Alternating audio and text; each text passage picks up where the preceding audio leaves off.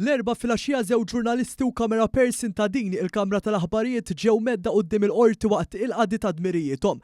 F'dan il-ħin fil-qorti kienu se jitressqu erba' akkużati dwar is-serqa ta' droga mill-barracks tas-soldati f'Ħal Safi meta xi qraba tal-istess imputati bdew jgħidu kliem oxxen u theddid fil-konfront tal-ħaddiema ta' One News. Filmat tal-mument meta seħħ l-inċident barra l-qorti imxandar mis-sit tagħna one.com.mt ġab il-kundanna ta' mijiet ta' persuni fuq il-midja soċjali.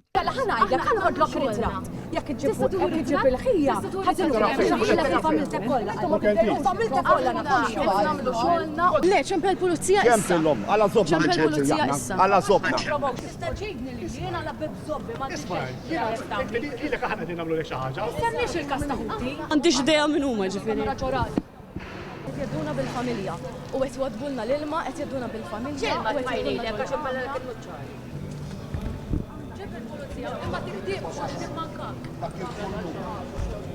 Dan il-każ ta' theddid u intimidazzjoni fil-konfront ta' tliet ħaddiema ta' One News u ġurnalisti ieħor ħdejn il-qorti ġie anke kkundannat mill-Istitut tal-Ġurnalisti Maltin l-IGM f'inċident simili xi qraba segwew ġurnalist minn Kamra tal-Aħbarijiet oħra u offendewh waqt li spiċċat seduta ġudizzjarja.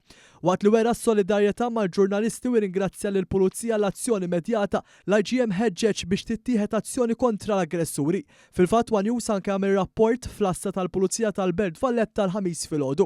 Il-ħamis wara nofsinhar il-Prim Ministru Robert Abela flimkien ma' tmexxija tal-Partit Laburista żar il-Kamra tal-Aħbarijiet ta' One fejn iltaqa' mal-ħaddiema involuti waqt li wera solidarjetà sħiħa waqt li ringrazzjahom tal-ħidma sfiqa tagħhom. Il-Partit Laburista fi stqarrija wkoll esprima solidarjetà mal-ħaddiema tal-One u saħaq li tali aġir huwa kundannabbli u deplorabbli. Tenna li l-ġurnalisti kienu qed jaqdu dmirhom fil-ħin li ġew intimidati u ebda raġuni ma tiġġustifika l-aġir aggressiv minn dan il-grupp ta' nies. Dwar l-istess għad kundannabbli l-Partit Laburista esprima solidarjetà wkoll mal-Ministru Byron Camilleri li wkoll spiċċa fil-mira tal-insulti mill-istess grupp li intimidaw lil kru ta' One News. Il-Partit Laburista ringrazzja lill-awtoritajiet investigattivi biex kull min jonqos jiffaċċja l-ġustizzja waqt li nota l-kundanna tal-IGM dwar dak li seħ barra l-qorti.